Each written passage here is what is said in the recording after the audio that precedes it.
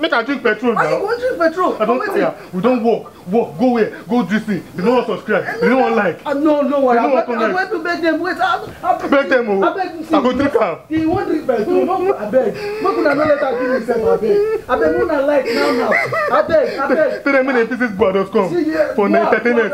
Nigeria entertainment. If you don't subscribe, I go drink am. And this is how you can subscribe to our channel. Below the video, you will see a subscribe button.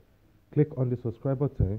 Beside the subscribe button, you click on the bell also. This will notify you once we drop a new video. If we can get up to 1,000 likes and you also subscribe to our channel, this will encourage us more to keep going to shows and uploading videos from your favorite celebrity.